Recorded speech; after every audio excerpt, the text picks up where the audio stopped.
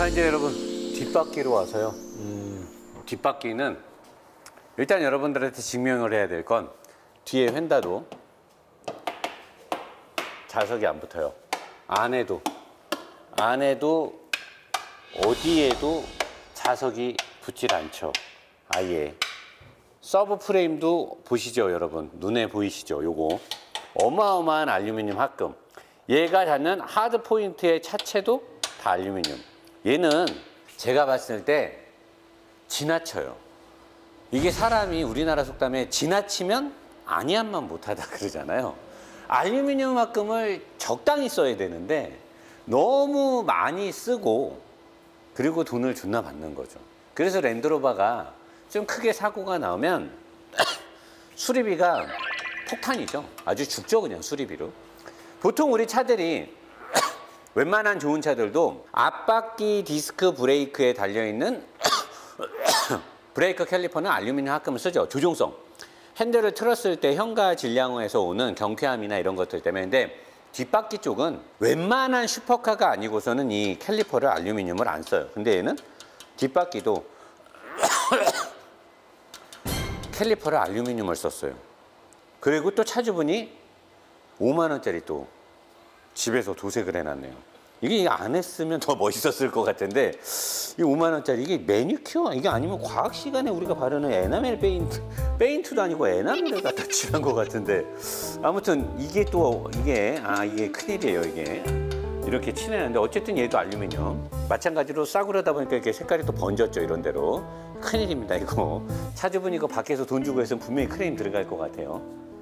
자, 그리고 뒷바퀴 디스크 브레이크도 앞하고 마찬가지로 뭐 별다른 뭐 디스크의 형상이나 이 벨 하우징이 특별히 비싼 건 아니고요. 일반 소재고 벤틸레이션은 돼 있죠. 두껍게 돼 있고 중량이 있으니까. 자, 그러면 본격적으로 이제 이 차가 주행을 하면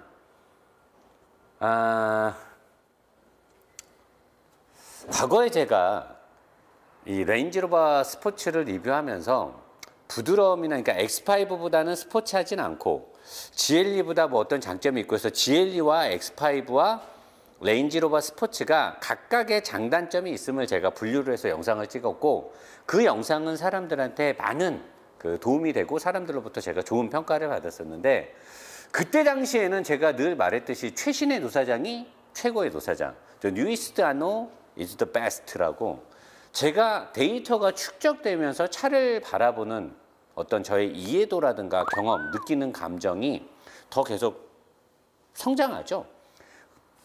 그 당시에 저는 이 차를 타면서 이 차가 주는 부드러운 느낌, 이 차의 에어매틱과 부드러운 느낌이 되게 좋은 줄 알았어요.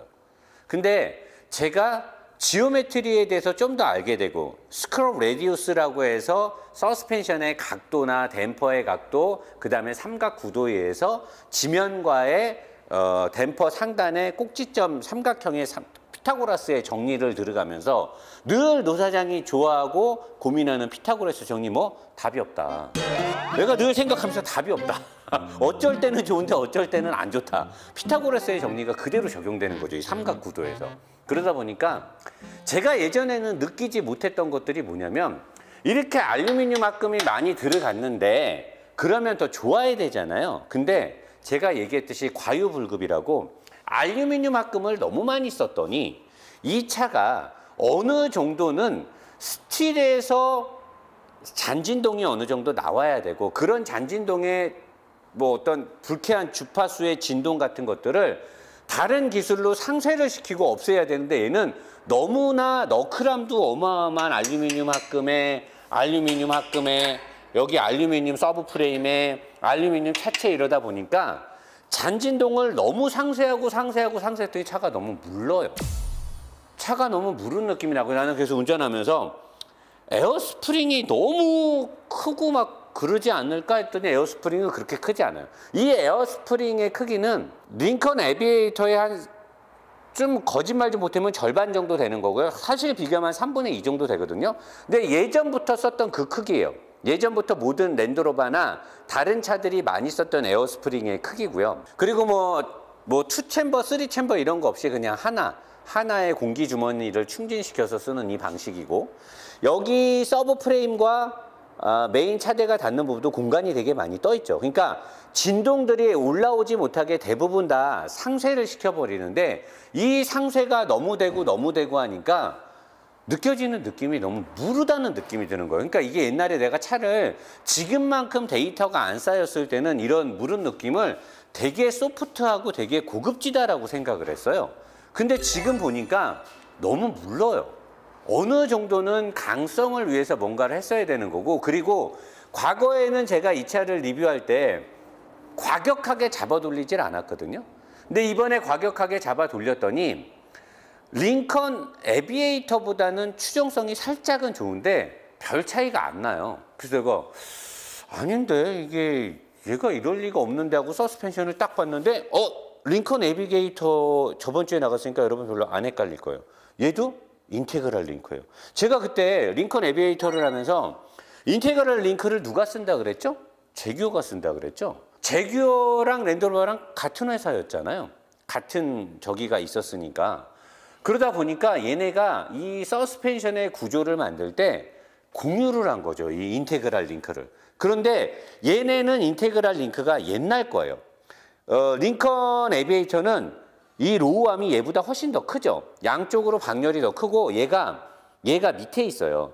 얘가 밑에서 얘를 직접 잡진 않고 얘를 잡는 건 여기서 트레일링 암이 잡아주고 있어요. 이걸 레터럴 링크라고도 하는데 링컨도 여기는 스틸이었어요. 얘도 스틸이죠. 스틸이에요. 근데 링컨이 얘보다 이 레터럴 링크 얘가 이제 트레일 링크로 봐도 되는데 얘보다 더 길고요. 더 밑을 잡죠. 더 밑을 잡고 이 실제적인 넓적다리 로우암이 길게 여기까지 온 다음에 여기서 샤프트를 빼가지고 이쪽하고 이쪽 어딘가하고 같이 이쪽하고 어딘가를 연결시켜요. 그러니까 이쪽에서 나오는 이 밑에 로우암이 저쪽 이 피봇의 위치가 저쪽하고 같이 맞물리게 돼 있는데 얘는 이거를 이렇게 묶죠. 얘를 이렇게 묶는 이유는 뭐냐? 얘 차를 내리면 얘가 좀 더 올라가겠죠? 얘도 올라가고 이게 지금 차 바퀴가 내려와 있는 상태니까 그러면 우회전을 심하게 했을 때 제가 늘 말하는 차 왼쪽 바퀴가 눌렸을 때 얘가 위로 올라가면 얘가 마찬가지로 얘를 바깥으로 밀죠. 바깥으로 밀어서 얘가 위로 올라가면서 안쪽으로 얘를 당기게 돼 있어요. 안쪽으로 당겨요. 그러니까 바깥으로 미는 게 아니라 아무튼 차가 내려가 있는 상태에서 얘가 더 올라가게 되면 우회전을 심하게 해서 이쪽 바퀴가 눌리는 상황이 되면 얘하고 얘는 운동 범위가 이렇게 꺾여요. 꺾이면서 얘가 마이너스 캠버로 벌어지게 돼 있는 거죠. 근데 링컨은 최신의 이 인테그랄 링크가 이건 옛날 방식이에요. 옛날 방식이고 링컨은 이거를 더 확실하게 주기 위해서 얘의 위치를 이렇게 바꿔요. 요 위치가 요 위로 올라간단 말이에요. 그러다 보니까 안쪽으로 잡아당기고 바깥을 미는 게 얘보다 더 확실하게 작동을 하게 돼 있고 이 로우암도 훨씬 더 크고 더 넓고 더 크게 돼 있어요. 피봇의 위치가. 그러니까 생긴 형상으로만 보면 링컨 에비에이터에 들어가 있는 인테그랄 링크가 얘보다 훨씬 더 설계가 잘 돼 있어요. 근데 달려보면 얘가 조금 더 노면에 대한 접지력이 더 좋아요. 왜 그럴까요? 그거는 전체적인 무게중심하고 상관이 있어요.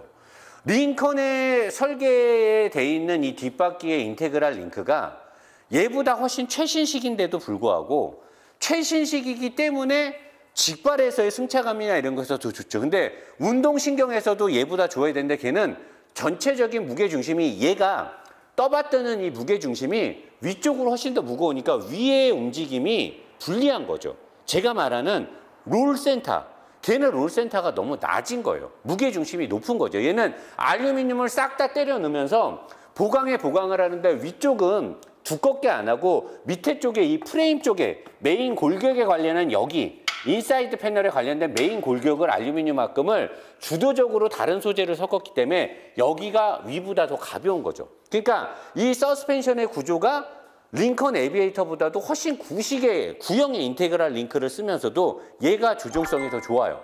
아예 무게가 더 가벼워서 그렇지 노사장 60kg밖에 차이 안 나요. 60kg. 대신에 얘가 또 링컨 에비에이터보다 휠 베이스가 더 유리하겠죠. 얘가 더 짧을 거 아니에요. 걔는 길이가 더 기니까. 그런 것들도 영향성이 있겠죠. 근데 저는 예전에는 이 차를 리뷰할 때 서스펜션을 이렇게 잘 볼 줄 몰랐잖아요. 근데 지금은 제가 서스펜션 잘 보잖아요. 경험 데이터가 많아서 보니까 아 좋겠다 막 이런 거죠. 아 그지 같네 막 이런 거죠. 이런 차를 1억 5천을 봤더니. 그리고 얘는 이제 댐퍼도 이쪽에서 원래는 얘가 이 댐퍼를 일로 빼갖고 더 길게 빼는 게 더 좋거든요. 근데 이 댐퍼를 여기서 시작해서 요 안으로 들어가잖아요. 원래는 이 차는 이 댐퍼를 요로 이렇게 빼가지고 이쪽에 붙여서 이렇게 위로 뺐어야 돼요. 그러면 뒤쪽의 승차감이 더 좋아져요. 근데 그 당시에 왜 여기다 이렇게 했는지 모르겠어요. 이 안쪽으로. 이렇게 할 필요가 없는데 이렇게 했고, 차라리 이렇게 할 거면 일로 꺼내고 암을 하나 더 달 수도 있는데, 그렇게 되면 이제 설계가 복잡해지니까 기본적인 인테그랄 링크 설계를 바꾸지 않은 거죠. 만약에 얘네들이 벤츠나 BM이나 포르쉐였잖아요. 그러면 요 댐퍼를 바깥으로 빼고 여기다 암을 하나 더 걸었을 거예요. 멀티링크처럼 될 수 있게끔. 아니면 여기다 암을 하나 더 걸어서 이쪽으로 빼면, 얘를 이쪽으로 빼면 이쪽으로 암이 나갈 수 있어요. 이 너클암을 이쪽에 하나 이쪽을 더 만들면. 그러면 완벽하게 WC 본이 되죠. 포르쉐 같으면 분명 그렇게 했을 거예요. 벤츠도 마찬가지고. 근데 랜드로버는 왜 안 그랬어? 카레잖아요.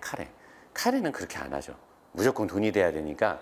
중국 애들도 그렇고 카레는 절대 그렇게 안 합니다. 이번에 새로 나오는 차가 3세대 렌지로버 스포츠가 플랫폼이 바뀐다고 하는데, 얼마나 잘 바뀌는지는 제가 한번 봐야죠. 자, 위에 있는 어퍼암은 스틸입니다. 요거랑 이 레터럴 링크, 트레일링 링크는 스틸이에요. 똑같죠? 링컨 에비에이터하고 똑같아요. 대신에 스프링이, 에어 스프링이, 링컨 에비에이터는 이 밑에 받침을 훨씬 더 크게 쓰고 두께가 얘보다 훨씬 두껍죠. 훨씬 두껍고. 대신에 얘는 다 알루미늄을 쓰고 있고. 상반되는. 그러니까 내가 봤을 때는 랜드로버, 이 레인지로버 스포츠는 소재 공학 때문에 비싼 게 아닐까. 차를 정말 치밀하게 잘 만들어서 비싼 게 아니고, 엔진도 10몇 년 전에 옛날 거를 그대로 계승해서 쓰면서 알루미늄으로 떡칠해놓고 차를 비싸게 파는 거죠. 근데 알루미늄을 이렇게 떡칠했으니까 무조건 좋냐? 그렇진 않다. 옛날 같았으면 좋았는데 요즘에는 다른 기술도 너무 좋기 때문에 굳이 알루미늄을 떡칠한다고 좋지는 않다는 거죠. 자, 밑으로 가서 나머지 보도록 하겠습니다. 자, 여러분 밑에 와서요. 일단은 여러분들 여기부터 보셔야 돼요. 제가 왜 이 엔진이 옛날 거냐 어쩌냐 그러면, 여러분 여기 보시면 요 팬 돌아가는 거 보이시죠, 여러분? 여기서 미사일 사전 요 팬, 냉각수에 관련된 이 팬이 돌아야 이쪽에 이게 라디에이터 있잖아요. 그럼 냉각수가 이쪽으로 가서 팬이 돌아서 식히는데, 여기 지금 풀리가 엔진에 연결돼 있어요. 여러분들 보이실 겁니다. 저 끝에 있는 게 여기 풀리죠.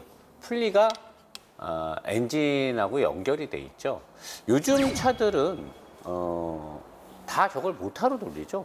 전기식으로 해서 자체적으로 모터가 알아서 도는데, 엔진이 돌 때 같이 돌아요. 저거 뭐야? 제가 최근에 근 1년 동안 리뷰하면서 저렇게 돼 있는 엔진이 뭐가 있었죠? 모하비 엔진에 제가 몇 년 됐다 그랬어요? 10년 이상 넘은 사골 엔진. 똑같죠. 위에서 제가 이 엔진이 사골이라고 했던 이유가 저런 것들 때문이에요. 저런 것들 때문에 제가 사골이라고 하는 거고, 여기에 있는 열교환기는 굉장히 좋은 곳에 달아서, 이게 사실 미션 오일 열교환기인데, 미션 오일 열교환기를 여기까지 갖고 온 이유가 뭐냐? 라디에이터 쪽에 같이 붙어 있으니까 냉각 효과가 극대화되겠죠. 냉각수로 요 밑에 두 개는 오일이 들어가는 파이프 라인이고요. 요 위에 있는 라인 두 개는 이쪽에 연결되어 있으니까 냉각수들이 여기서 각기 막 찢어지는 거예요. 이 왼쪽에도. 얘는 엔진 쪽도 대부분은 다 순행으로 시켜요. 라디에이터 하나만 갖고는 약하니까 보조 라디에이터까지 달아가지고 순행식으로 엔진을 시키고, 엔진 오일을 이 정도 됐으면, 요즘 같은 시대고 얘처럼 열이 높으면 엔진 오일을 빼가지고 엔진 오일을 열교환기를 통해서 엔진 오일을 시켜주면 엔진 오일을 더 빨리 시킬 수가 있는데, 이 차는 희한하게 엔진 오일을 시켜주는 열교환기가 안 보여요. 내가 지금 못 찾는 건지 아니면 정말 구닥다리라 없는지 모르겠는데, 없다라고 하면 그렇기 때문에 오래 타면 다 그렇게 오일이 새는 거예요. 오일 관리를 잘 해줘야 되는데 가뜩이나 열이 높은 엔진인데 오일 관리를 잘 안 해주고 있다라는 거죠. 자, 그리고 여기 있는 게 이 디퍼런셜 케이스거든요. 전륜으로 가는 디퍼런셜 케이스인데 랜드로버 같은 경우는 ZF로부터 공급을 받기는 하는데 약간 좀 얘네가 중량이 있고 오프로드 때문에 일반적으로 우리가 흔히들 BMW나 뭐 아우디나 이런 쪽에 들어가는 일반 ZF랑은 약간 다른 세팅 값을 요구하는 ZF를 봤는데 요 끝에 굉장히 우직한 센터 디퍼런셜 케이스가 여기에 같이 포함이 돼요, 이 차는. 물론 다른 차들도 있어요. 근데 얘는 센터 디퍼런셜 케이스가 유난히 랜드로버에 들어가는 건 더 커요. 그거를 통해서 앞바퀴 쪽에 가는 구동하고 뒷바퀴 쪽에 가는 구동이 서로 회전차가 생길 때 이쪽에 있는 센터 디퍼런셜이 회전차를 먹어주는데 그게 좀 약간 독특한 방식으로 가 있어서 그런 건지 아니면 무게 배분을 5대5로 얘도 고정을 거의 때리고 가다가 필요할 때 슬립이 날 때 이제 앞뒷바퀴 쪽으로 구동을 몰아주는데 어떠한 이유 때문인지는 모르겠는데 얘네가 5대5 때문인지 디퍼런셜 케이스 때문인지 아니면 다른 테레인 리스폰스에서 사륜을 분배하는 다른 시스템 때문에 그런지 몰라도 앞바퀴 쪽으로 가는 이 앞바퀴 쪽으로 오는 구동이 좌우바퀴로 나눠지는 이 디퍼런셜 케이스에서 굉장히 많은 진동이 생기나 봐요. 그래서 여기가 올 알루미늄으로 돼 있고 얘는 엔진룸하고 별도로 돼 있죠. 보통 요즘 차들은 저번 주에 봤던 에비에이터에서도 요 축이 엔진 안으로 들어가서 같이 가죠. 근데 엔진에 이 구형 엔진이니까 아마 이거 포함을 못 할 거예요, 얘네는. 그리고 이게 디펜더라든가 디스커버리 같은 경우는 얘도 워낙에 강한 그 부하를 받기 때문에 다 이렇게 얘네는 이걸 다 별도로 빼거든요. 요것도 다른 회사들하고 차이예요. 완벽하게 별도로 따로 빼져 있단 말이에요. 근데 여기에서 진동이 많이 나니까 어마어마한 진동 댐퍼를 여기랑 여기랑 두 개를 달아요. 여기 서브 프레임에서 이 디퍼런셜 케이스가 달릴 때 공중부양을 하듯이 여기서 별도로, 그러니까 얘가 진동이 굉장히 많이 난다는 거죠. 별도로 띄워서 잡아주고 얘에서 생기는 진동을 상쇄시켜주기 위해서 이 스틸, 어마어마한 스틸줄을 가볍게 하기 위해서 이렇게 알루미늄을 떡칠을 해내는데 이렇게 어마어마하게 무거운 진동 댐퍼를 이 디퍼런셜 케이스에다 달아놨다는 거는 여기서 굉장히 많은 지금 진동이 생기고 있다는 거예요. 자, 그리고 어마어마한 진짜 이렇게까지 할 필요가 없는데 무슨 벤틀리나 포르쉐나 벤츠 S클래스나 이런 애들이 쓸 법한 이 알루미늄 떡칠 다 알루미늄이에요. 다. 온통 다 알루미늄이에요. 알루미늄을 이렇게 해놓고 알루미늄도 강성을 위해서 굉장히 구조역학적으로 잘 돼 있는 이 벌크헤드 같은 식으로 이렇게 따로따로 해갖고 이렇게 알루미늄으로 서브 프레임을 만들어 놓고요. 이 높이 보세요. 엔진을 잡아주는 여기 이렇게 높이 알루미늄으로 올라가고 여기서 다시 우물정자식 같은 디귿자로 해갖고 이 엔진을 잡아주는 브라켓이 따로 돼 있잖아요. 엔진 마운트가. 그리고 여기도 모잭이 이렇게 들어가는 거 보면 접지 같기는 한데 얘는 가변은 아닐 거예요. 이렇게 알루미늄을 많이 쓰면 가변으로 잡을 필요는 없거든요. 보니까 이건 접지 같고 얘는 뭐 액체 마운트 뭐 이런 건 아니에요. 근데 아니 액체 마운트가 가변 마운트는 아니고 아무튼 어마어마한 알루미늄으로 엔진을 잡아주고 있고요. 그리고 이 어마어마한 서브 프레임이 굉장히 끝까지 나가죠. 여기까지 두 개로 딱 나가고 요거는 사실 그 브라켓이 아니고 요거는 이제 전동 발판을 여기다 묶은 건데 요렇게 어마어마하게 크게 길게 서브 프레임을 빼고 다 좋은데 얘네가 이렇게 했더니 강성이 모질란 거지. 어디가 모질라? 여기. 제가 아까 얘기했던 랜드로버 특히 흉기로 쓸 수 있는 이 텐션 스트럿이 달리는 이곳에 강성이 모자랐던 거예요. 그러니까 얘네는 어떻게 했어? 다 알루미늄인데 여기에다만 이 스틸을 넣었어요. 그만큼 이 스틸의 요만큼이 이 볼팅을 3개를 박았잖아요. 이 스틸의 요만큼이 엄청난 강성을 주는 거죠. 우리는 여기서 스틸이 얼마만큼 강하냐를 알 수 있는 거예요. 얘네가 이렇게 알루미늄을 떡칠하고 끝까지 오고 이렇게 중공 파이프 같은 걸 넣고 했는데도 불구하고 강성이 필요한 이곳. 이 텐션 스트럿이 제가 엄청나게 힘을 받는 곳이라고 그랬잖아요. 그러니까 여기를 보강하기 위해서 여기를 스틸을 넣은 거예요. 이건 얘네가 정말 차를 만들어 놓고 보니까 필요했던 거죠. 이게 달리는 각도를 보면 원래 설계할 때는 이게 없었던 것 같아요. 이런 각도로 원래 이렇게 보조 지지대를 이런 각도로 되지는 않거든요. 근데 여기 달려 있는 거 보니까 치밀하게 얘네는 여기가 강성이 모자랐던 거예요. 자, 그리고 제가 아까 얘기했던 랜드로버 특유의 얘네만의 그 세팅 값이 있다 그랬잖아요. 요거 보시면 자, 스티어링 암이 이렇게 왔죠. 그 많이 휘진 않았죠. 링컨 에비에이터에서는 제가 이걸 많이 휘었다라고 무슨 직진에 있어서 캐스터에 어떤 영향을 줄 거라는데 얘는 살짝은 휘었지만 거의 일자로 갔어요. 여기서부터 여기까지는 거의 일자예요. 일자로 그냥 딱 왔단 말이에요. 이렇게. 근데 얘가 꽂히는 여기 피봇이 역캐스터예요. 보통은 90도로 딱 꽂았을 때 내가 여러분 보이세요? 지금 이게 90도인데 얘가 지금 약간 이쪽으로 틀어져 있잖아요. 보통은 얘가 이렇게 돼 있어야 정캐스터란 말이에요. 얘처럼 돼 있어야 정캐스터를 줘서 직진 안정성을 도모하고 핸들을 틀었을 때 복원되는 성질 이런 게 있는데 얘를 역으로 이렇게 뒤로 꽂는 경우는 거의 없어요. 얘를 왜 뒤로 꽂았을까요? 얘는 핸들을 틀었다 복원만 되는 거에 영향을 주는 게 아니라 홈롤을 주파할 때 핸들을 이쪽으로 돌릴 때도 눌림에 의해서 돌아가게 원래 이게 정캐스터가 돼 있거나 캠버나 스크럽 레디우스가 잘 돼 있으면 돌렸을 때 엔진에 누르는 힘으로 얘가 다시 이렇게 복원이 된단 말이에요. 근데 얘가 역으로 틀어지면 어떻게 돼? 이쪽으로 갈 때도 눌리는 힘을 받을 수가 있죠. 그러니까 이런 것들이 랜드로버 특유의 세팅 값이에요. 다른 회사들은 이렇게 안 만들어요. 얘네는 SUV만 오랫동안 만들던 회사잖아요. 그리고 세단을 만든 적이 없는 애들이에요. 그러니까 이 너클암에 이 스티어링 암과 텐션 스트럿의 각도를 얘네만의 값을 쓰는 거예요. 그래서 GLE가 됐던 카이엔이 됐던 X5가 됐던 실제로 차를 몰아보고 홈로나 좀 인도 같은 데를 다 보면 얘네 랜드로버가 주는 이 스티어링의 느낌이 걔네들하고는 달라요. 그게 요 각도 때문에 그런 거예요. 여기에 있는 이 텐션 스트럿의 각도도 다른 회사들하고 달라요. 얘가 얘보다 더 안쪽으로 들어가 있어요. 요게 그 어떤 다른 벤츠, BM, 포르쉐나 아우디하고 다른 각도예요. 이게 랜드로버의 세팅 값인 거죠. 얘네만 이렇게 해요. 얘네만.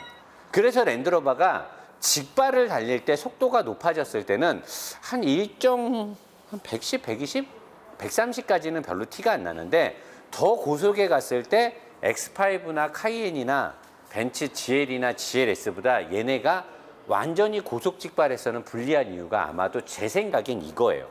이 세팅 값이 장점이 있는 대신에 단점이 있는 거죠. 자동차 제조회사들이 모든 차량을 세팅할 때 강성, 승차감, 이 그래프라고 쳐요. 강성, 승차감, 핸들링 뭐 다 했을 때 모든 것들을 다 100점을 못 줘요. 어떤 부분에서 100점을 주면 어떤 부분에선 얘 때문에 희생이 돼야 되는 거예요. 이거를 다 세팅을 100점으로 할 수가 없어요. 그러면은 이제 저기 목성 가는 거죠. 그렇게 다 100점 주면. 그렇게 못 가기 때문에 장단점이 존재하는데 얘의 장단점은 제가 봤을 땐 그거인 것 같고요. 캘리퍼 색깔이 여기서 보니까 이 색이 훨씬 더 멋있지 않냐, 민성아? 은색이? 차주분 망했네, 망했어. 이 색이 훨씬 멋있어, 이거. 브렘보 딱 찍혀있구만. 밖에서는 브렘보도 안 보이는데. 이렇게 딱 돼 있고 좌측과 우측의 드라이브 샤프트의 길이는 현재 똑같이 돼 있습니다. 똑같이 돼 있고 엔진 스타트 모터도 약간 옛날 거 같은 게 들어가요. 이걸로 뭐 생긴 형상을 보고 말할 수는 없는데 엔진의 블럭이나 오일을 머금을 수 있는 이 오일팬의 이런 디자인 형상도 굉장히 옛날 겁니다. 굉장히 옛날 걸로 돼 있고요. 자, 그리고 V6의 슈차저 엔진이니까 이쪽에 뭐 촉매, 뭐 온도, 산소 센서 등등 해갖고 온도 센서 등등 해서 가솔린이다 보니까 뭐 아주 민감하게 배출가스를 뭐 어떻게 해주는 장치보다는 촉매로 대부분 끝낼 것 같은데 촉매, 그 다음에 중간에 중간 소음기와 저게 중간 2차 촉매일 수도 있는데 뭐 별다른 장치들이 안 보여요. 그리고 슈퍼차저가 엔진의 회전수랑 맞춰서 돌기 때문에 별도의 플랩이라든가 배기관의 설치로 배압을 조절해주는 그런 특징은 안 보이고 그냥 여러 단계로 각도를 줘서 각도에 의해서 배압이 형성되게끔 해놓은 것 같고 별다른 장치들은 안 보이네요. 배기 라인 쪽에 별다른 장치는 안 보이고, 그 다음에 단열 소재를 잘 해놨네요. 단열 소재를 잘해서 엔진 쪽으로 뭐가 승객석 쪽으로 안 올라가게 해놨고, 이런 데도 보면 다 현재 알루미늄입니다. 여기도 다 알루미늄이고, 그러니까 얘는 차체에 쇠가 없어요. 여기도 지금 다 알루미늄. 제가 리뷰했던 차들 중에 바닥을 알루미늄을 쓰는 차는 없잖아요. 여기 보세요. 알루미늄, 알루미늄. 여기 알루미늄, 알루미늄, 알루미늄, 알루미늄, 알루미늄. 그러니까 이 차는 내가 봤을 때 뭐 기본적인 설계에서 위쪽에 A 필러나 B 필러나 C 필러 어딘가가 스틸일 수도 있겠으나, 보이는 모든 곳, 안 보이는 모든 곳도 웬만해서는 다 알루미늄이에요. SUV를 이렇게까지 할 필요가 있을까? 근데 다 알루미늄인데 여긴 스틸이죠. 왜? 미션을 떠받들어야 되고, 제가 아까 얘기했듯이 랜드로버가 쓰는 이 ZF로부터 받는 이 미션은 일반적으로 우리가 아는 BMW나 아우디나 다른 회사에 공급되는 거랑은 ZF에서 좀 다르게 만들어요. 왜 그런지 모르겠어서 얘네는 스포츠하게 타면 탈수록 미션이 빨리 망가집니다. 살살 타야 돼요. 이게 살살이라는 게 슬슬 다니라는 게 아니고, 막 단수를 막 인위적으로 바꾸면서 막 고속으로 막 쏘고 그러면 아마도 이 디퍼렌셜 케이스 쪽하고 사륜 분배 쪽이 맞물려서 미션에 부하가 많이 가는 것 같아요. 그래서 미션이 망가지는 것 같은데, 일반적으로 탈 때는 안 망가지죠. 그리고 험로나 진흙에 빠졌을 때, 모래에 빠졌을 때 강한 토크를 견디는 건 탑 오브 탑이고요. 그래서 그런지 몰라도 엄청나게 강한 미션을 받들어주는 요거를 뭐라고 해야, 브라켓이라고 해야 되나요? 아무튼 보강대라고 해야 되나, 이런 거 이렇게 무식하게 해놓은 거 처음 봐요. 굉장히 무식하게 돼 있고, 다른 회사들은 대부분 다 스틸이고 이거를 진동 때문에 여기를 알루미늄으로 이렇게 해놓잖아요. 근데 얘는 이게 스틸이에요. 이게 파이프로 이렇게 해서 엄청 강하게 박혀 있어요. 그리고 이쪽에 또 보강대까지 이렇게 해놓은 거 보면, 이쪽 사륜이 분배되는 쪽에 이걸 주도적으로 잡은 걸 보면 얘가 무슨 진동을 엄청 내고 있나 봐요. 그래서 여기 브라켓도, 이 미션을 잡아주는 브라켓도 굉장히 큰 부싱을 넣어가지고 움직임에 대응할 수 있게끔 돼 있어요. 이런 것도 굉장히 특이하죠. 프로펠러 샤프트가 나가는 이 지점도 보통 요즘 회사들은 이렇게 유니버설 조인트를 쓰지 않고 이름이 있는데 볼처럼 생긴 거를 쓰는데, 얘는 여기를 유니버설 샤프트를 써요. 이걸 쓰는 이유는 강한 토크, 그 다음에 험로에서 탈출할 때 여기서 생기는 강한 부하를 견디기 위함인데, 얘도 마찬가지로 진동이 많이 생기죠. 진동과 소음이 생기는데, 그런 모든 것들이 정통 SUV 사륜, 뭐 사막의 롤스로이스 이런 것들 때문에 아마 저런 걸 썼고, 그런 이유로 이쪽이 이렇게 보강이 많이 되고 이 진동 댐퍼를 달고 이런 거를 쓰지 않았나 이렇게 보입니다. 레인지로버 스포츠가 고급차로 얘네가 포장을 하고, 물론 고급차 맞죠. 그런 데는 이런 데도 이유가 있는 거예요. 보통 배기 라인에 이렇게 큰 진동 댐퍼를 잘 안 달죠. 이 안에 이 진동 댐퍼가 달려 있는데, 배기 라인에서 생기는 진동도 다 잡겠다라는 거죠. 이렇게 잡아서 배기에서 생기는 슈퍼차저니까 이제 강제 흡입되는 공기를 강제 와류로 공급을 하기 때문에 뭐 나가는 배합가스도 셀 거 아닙니까? 그러다 보니까 배기 라인에서 생기는 진동도 잡겠다는 저런 의지가 보이고요. 어디에도 현재까지, 아직까지도 우리는 노사장은 스틸을 못 찾고 있어요. 도대체 이 차는 어떻게 스틸을 안 쓰고 차를 만들었는지 모를 정도로 아무 데도 스틸이 없어요. 이 안에도 저 끝에를 찍어도 다 알루미늄이에요. 여기도 다 알루미늄이고, 어디도 스틸은 없다로 마무리를 하는데, 보강대, 서브 프레임을 보강해주는 이 보강재는 여기는 스틸을 썼어요. 아까 앞쪽도 마찬가지로 정말 큰 힘을 필요로 하는 곳 조금 정도는 어쩔 수 없이 스틸을 쓴 거죠. 보강재에는 스틸을 써서 여기다가 브라켓으로 이렇게 잡아놨어요. 서브 프레임을. 서브 프레임도 굉장히 크게, 보통 벤틀리나 S클래스 정도 돼야 들어갈 법한 엄청난 알루미늄이에요. 진짜 알루미늄으로 떡칠이 돼 있고요. 이 리어 디퍼런셜 케이스도 통짜 알루미늄이고, 워낙 진동을 잘 잡았는지 하나, 둘, 셋, 네 개를 다 잡았어요. 보통 이런 경우에 세 개만 묶는 경우도 종종 있는데, 하긴 고출력이니까 340마력은 보통은 3개를 묶는 경우도 많은데 얘는 4개를 다 묶어놨고요. 디퍼렌셜 케이스도 되게 좋습니다. 자, 그리고 리어 서스펜션은 이쪽에서 이렇게 가는 부분, 요 부위가 조금 약하다는 거죠. 요 부위가 좀 약하고, 얘는 지금 얘도 마찬가지로 토 컨트롤 링크가 없어요. 그러니까 얘도 눌렸을 때 이쪽이 앞쪽으로 토 아웃으로 벌어질 수 있는 그런 기능은 현재 없는 거죠. 그러다 보니까 완벽하게 스포츠 주행을 하기에는 좀 부족함이 있고, 알루미늄에 차체 알루미늄에 여기까지 알루미늄이다 보니까 노 사장이 차를 모르고 잠깐 탔을 때 옛날에는 구름 위를 떠다니는 것 같고 말랑말랑해서 좋았는데, 지금은 제 몸이 더 민감해져서 노면의 모든 것들을 더 많이 느끼게 되는데, 너무 말랑말랑하니까 좀 싫더라고요. 차가 약간 경박스럽다고 해야 되나? 너무 말랑말랑한 거예요. SUV이고 중량이 2.3톤이 넘는데 좀 이렇게 좀 묵직한 맛이 있어야 되는데 너무 가볍게 해놓은 거 아니냐. 그거는 이 소재 때문에 그런 거죠. 이 소재 때문에 모두 다 알루미늄, 여기도 다 알루미늄, 이 뒤도 싹 다 알루미늄이에요.